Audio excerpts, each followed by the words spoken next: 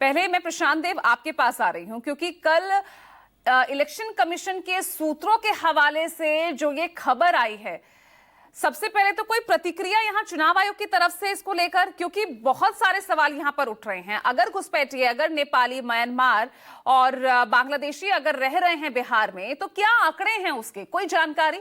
प्रशांत देव। देखिए, ये बात सच है कि ये जानकारी हमें मतलब हाईली सोर्सेस से मिली। ये जानकारी मिली और जानकारी ये कहती है कि नेपाल, बांग्लादेश और म्यांमार के निवासी ऐसे बहुत लोग मिले हैं बीएलओ को, जो जिनके पास सारे दस्तावेज भी हैं, आधार है, राशन कार्ड है, वगैरह वगैरह सारे दस्तावेज हैं। तो अब दूसरे चरण में ये सूत्र कह रहे हैं, जो जानकारी मिली है, कि हम इसको 1 अगस्त से 30 अगस्त तक पूरी प्रॉपर इंक्वायरी करेंगे। अगर इंक्वायरी में बीएलओ की ये रिपोर्ट कि बांग्लादेशी, नेपाली, म्यांमार हैं, वो सच पाए जाते हैं, तो 30 सितंबर को जो सूची आएगी अंतिम, उसमें उसका नाम नहीं मिलेगा। अब लेकिन जैसे ही ये खबर हुई, जैसे ही खबर जानकारी आई, जानकारी अखबारों में आई, टीवी में आई, उसके बाद तमाम राजनीतिक दलों के, खासकर विपक्षी दलों ने इस पर सवाल खड़े किए।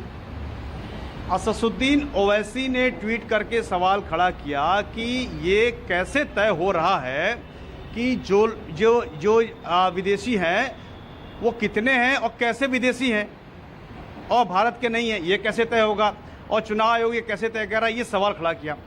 पप्पू यादव के कल मैंने एक इंटरव्यू किया, उस पप्पू यादव ने भी ये सवाल खड़े किए कि भाई अगर ये कौन तय कर रहा है कि ये लोग, पप्पू यादव भी पूर्णिया से आते हैं, मतलब वो सीमांचल का इलाका जहाँ पे ये अंदेशा है, अंदाज़ा लगाया जाता है कि वहीं पे इस तरह के लोग हैं।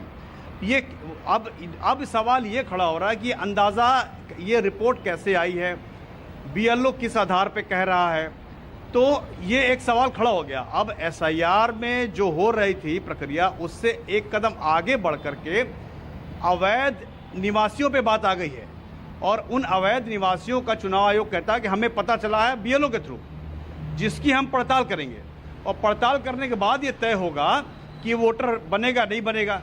लेकिन उसके पास आधार भी है, राशन कार्ड भी है, डोमिसाइल सर्टिफिकेट भी है।